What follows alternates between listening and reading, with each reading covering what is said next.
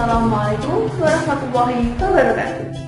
Nah, pada pertemuan kali ini, perkenalkan, nama saya Ibu Lutfi Yusika, bisa dipanggil Ibu Lutfi. Nah, sebelum pembelajaran hari ini, alangkah baiknya kita berdoa terlebih dahulu. Nah, pada pertemuan kali ini, kita akan membahas dari bab transformasi. Nah, pada bab transformasi kali ini, materinya untuk kelas 9. Nah, subbab yang akan kita bahas yaitu bab refleksi. Tujuan dari pembelajaran kali ini, yang pertama, menjelaskan pengertian refleksi, yang kedua, menentukan sifat-sifat refleksi, yang ketiga, menggambar titik, garis, dan bidang yang direfleksikan, dan yang keempat, menganalisis berbagai konsep dan prinsip refleksi yang berkaitan dengan masalah yang nyata. Nah, pada bab transformasi ini ada berapa sih, Bu? Subbabnya ada 4. Yang pertama yaitu refleksi atau pencerminan, yang kedua yaitu translasi atau pergeseran, yang ketiga rotasi atau perputaran, dan yang keempat yaitu dilatasi, perbesaran atau perkecilan. Baik anak-anak, kalian bisa melihat dari contoh berikut ini. Nah, di situ ada seorang anak sedang bercermin. Nah, kalau sedang bercermin, apa sih yang kita lihat? Tentunya bayangan kita. Nah, bayangan dari kita pastinya bentuk dan ukurannya sama, seperti di atasnya. Nah, untuk refleksi ini, saat kita menjauh dari cermin, maka bayangan kita akan menjauh dari cermin.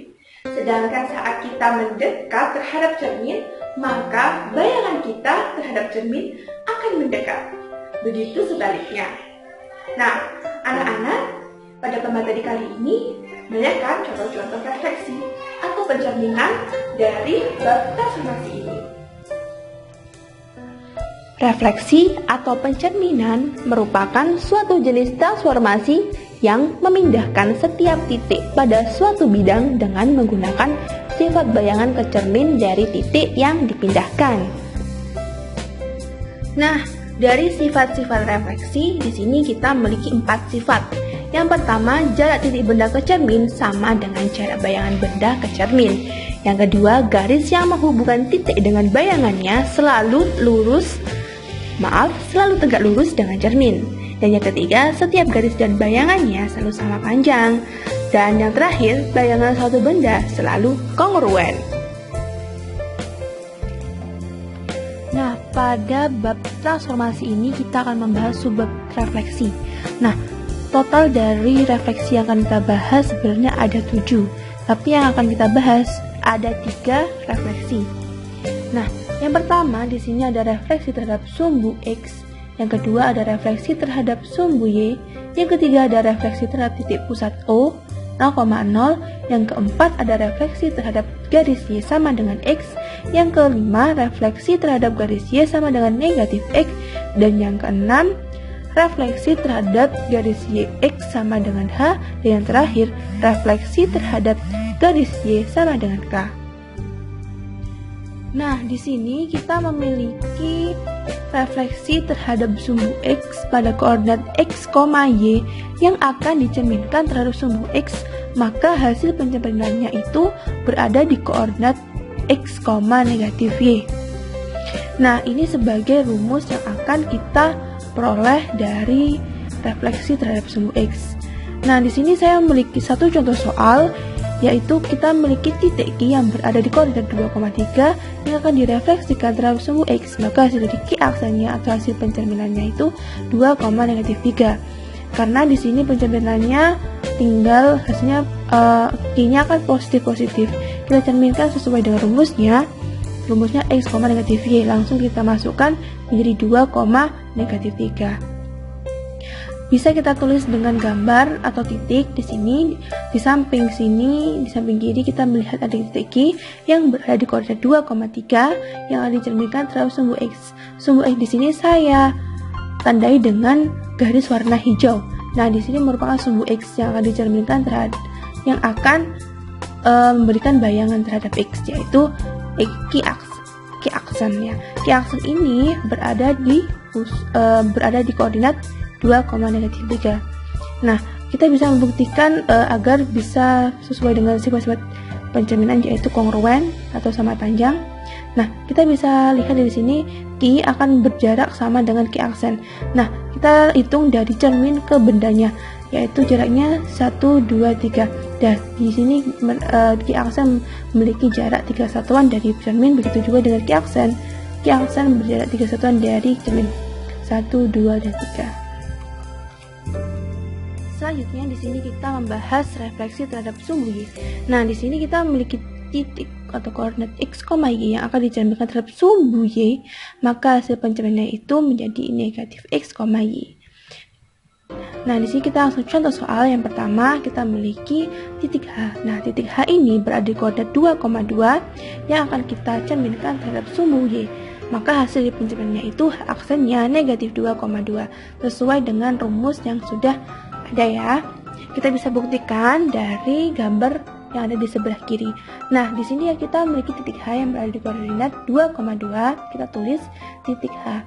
Nah, di sini kita akan cerminkan terhadap sumbu Y. Sumbu Y di sini memiliki garis berwarna hijau. Nah, garis berwarna hijau ini menandakan dia adalah cermin dari sumbu Y. Nah, maka hasil atau pencerminannya itu aksennya berada di koordinat negatif 2,2. Nah, sesuaikan dengan hasil rumus dan juga gambarnya.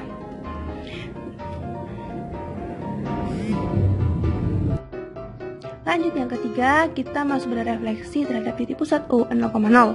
Nah, kita memiliki titik koordinat x, y yang akan dicerminkan terhadap pusat O 0,0, maka hasil dari pencerminannya itu menjadi negatif x, negatif y. Nah, di sini kita memiliki contoh soal. Yang pertama, kita memiliki titik C. Nah, titik C ini berada di koordinat 3,3 yang akan dicerminkan pada titik pusat O atau 0,0 yang berada di titik 0,0, maka C aksennya itu sesuai dengan rumusnya kita masukkan negatif x, negatif y menjadi negatif 3, negatif 3. Kita gambar di sini sesuai dengan contoh soalnya, yang C yang berada di titik koordinat yang berada di titik koordinat 3,3 kita letakkan di sini. Nah, pencerminannya itu berada di titik pusat, maka hasil atau dari pencerminannya itu harus lurus dengan harus melewati garis atau melewati cermin dari titik pusatnya ini di tengah ini, harus melewati ini dan lurus, akan mencerminkan C aksennya berada di koordinat negatif 3, negatif 3 seperti itu. Nah, lanjut contoh soal yang pertama. Coba perhatikan, di sini kita memiliki titik A yang berada di koordinat 31,26 yang akan dicerminkan melalui sumbu X, maka hasil dari pencerminannya yaitu, langsung kita masukkan dulu ya. Kita tulis dulu X, Y yang akan dicerminkan terhadap sumbu X, maka menghasilkan X, negatif Y. Kita perlu catat dan juga perlu mengingat ini merupakan rumus dari sumbu X, pencerminan terhadap sumbu X.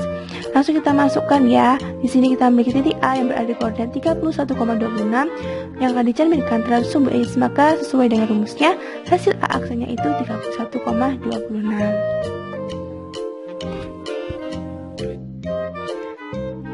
Lanjut kita pada contoh yang kedua. Contoh yang kedua ini terdapat segitiga PQR dengan letak titik P-nya berada di koordinat 2,2, Q-nya 1, negatif 2, dan R-nya 3,1 yang akan dicerminkan melalui sumbu Y, maka hasil dari pencerminannya bagaimana? Kita gunakan gambar dan juga rumusnya. Nah, sesuai dengan rumusnya tadi yang sudah kita peroleh. Nah, titik P ini berada di koordinat 2,2 yang akan dicerminkan terhadap sumbu Y, maka sesuai dengan rumusnya yaitu negatif X, Y, maka menghasilkan P aksennya itu negatif 2,2. Begitu juga dengan Q, kita tulis Q di sini dan kita tulis koordinatnya yaitu 1, negatif 2 yang akan dicerminkan sebagai sumbu Y, maka hasil dari Q aksennya itu negatif 1, negatif 2. Dan yang R kita tulis berada di koordinat 3,1 yang akan dicerminkan terhadap sumbu Y, maka menghasilkan R aksennya itu negatif 3,1. Nah, bagaimana dengan menggambarnya? Seperti ini. Kita menggambar, yang pertama kita melakukan tanda titik dulu pada setiap titik, ya, titik P, titik Q, dan titik R. Kita gambar dulu, kita letakkan titik yang sesuai koordinatnya, titik P dan titik Q dan titik R sesuai dengan koordinatnya. Setelah itu sesuai dengan letaknya sudah sesuai, kita sambung garis antara satu titik dengan titik yang lain sampai berbentuk segitiga. Dan menggambarnya harus urut, tidak boleh lompat-lompat. Nah, untuk pencerminannya kita memiliki cermin sumbu Y, kita tandai dengan warna merah. Nah, kita cerminkan sesuai dengan hasil rumusnya. Langsung saja kita letakkan P aksen, Q aksen, dan R aksennya sesuai dengan rumus yang sudah kita kerjakan. Lalu kita sambung garis, langsung membuat bentuk segitiga P aksen, Q aksen, dan R aksen. Nah, begitu cara menggunakan rumus dan juga cara mengerjakan soal dari subbab refleksi. Terima kasih anak-anak sudah menonton dan belajar dari materi yang sudah diberikan. Nah, terima kasih sudah menonton dan belajar bersama Ibu. Nah, kalian harus tetap semangat meskipun belajar di masa pandemi ini. Sekian dari Ibu. Wassalamualaikum warahmatullahi wabarakatuh.